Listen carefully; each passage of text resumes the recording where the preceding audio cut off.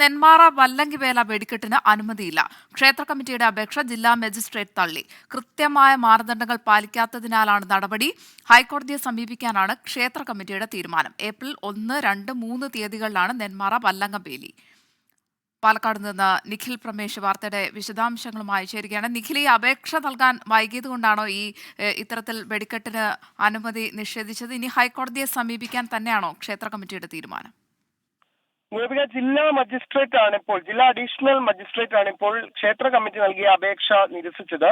അദ്ദേഹം പറയുന്നത് കൃത്യമായ മാനദണ്ഡങ്ങൾ പാലിക്കാതെയാണ് ഈ അപേക്ഷ നൽകിയിട്ടുള്ളത് എന്നുള്ളതാണ്. 2 മാസം മുൻപാണ് സ്വാഭാവികമായിട്ടും ഇത്തരം വലിയ ക്ഷേത്രങ്ങളിലെ വെടിക്കെട്ടിന് വേണ്ടി അപേക്ഷ നൽകേണ്ടത്. എന്നാൽ മാത്രമേ സുരക്ഷാ മാനദണ്ഡങ്ങൾ പൂർണ്ണമായി ഒരുക്കാൻ കഴിയൂ. ഇതിപ്പോൾ ദുരന്ത നിവാരണ മുന്നൊരുക്കങ്ങൾക്ക് സമയം കിട്ടിയില്ല എന്നുള്ള കാരണം മുൻനിർത്തിക്കൊണ്ടാണ് ഇപ്പോൾ ഈ അപേക്ഷ നിരസിക്കുന്ന സാഹചര്യം ഉണ്ടാകുന്നത്. എന്തായാലും 1, 2, 3 തീയതികളിലാണ് പ്രസിദ്ധമായ നെന്മാറ വല്ലങ്കിവേല നടക്കേണ്ടിയിരുന്നത്.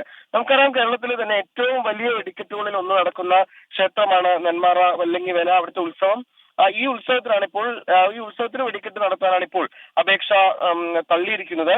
1-ന് വൈകിട്ട് സാമ്പിൾ വെടിക്കെട്ടും നടക്കേണ്ടിയിരുന്നതാണ്. 2-ാം തീയതി വൈകിട്ടും 3-ന് പുലർച്ചെയുമായിരുന്നു പ്രധാന വെടിക്കെട്ടുകൾ നടക്കേണ്ടിയിരുന്നത്. എന്തായാലും ഈ വിഷയത്തിൽ ഇപ്പോൾ ഹൈക്കോടതിയെ സമീപിക്കാനാണ് ക്ഷേത്രം ഭാരവാഹികളുടെ തീരുമാനം. ഇന്ന് തന്നെ ഹൈക്കോടതിയിൽ ഇതുമായി ബന്ധപ്പെട്ട ഹർജി ഫയൽ ചെയ്യുമെന്നാണ് ക്ഷേത്രം ഭാരവാഹികൾ പറയുന്നത്. ഞങ്ങൾ 50 ദിവസം മുൻപ് ഇതിന് അപേക്ഷ നൽകിയിരുന്നു. പക്ഷേ സാധാരണഗതിയിൽ 50 ദിവസം മുൻപ് തന്നെയാണ് നൽകാറ്. ഇത്തവണയും ആ രീതിയിൽ തന്നെയാണ് നൽകിയത്. പക്ഷെ ഈ അകാരണമായി തങ്ങളുടെ അപേക്ഷ നിരസിച്ചത് അംഗീകരിക്കാനാകില്ലെന്നും അതുകൊണ്ട് തന്നെ ഹൈക്കോടതിയെ സമീപിക്കുമെന്നുമാണ് ക്ഷേത്രം ഭാരവാഹികൾ പറയുന്നത്. ഗോപിക.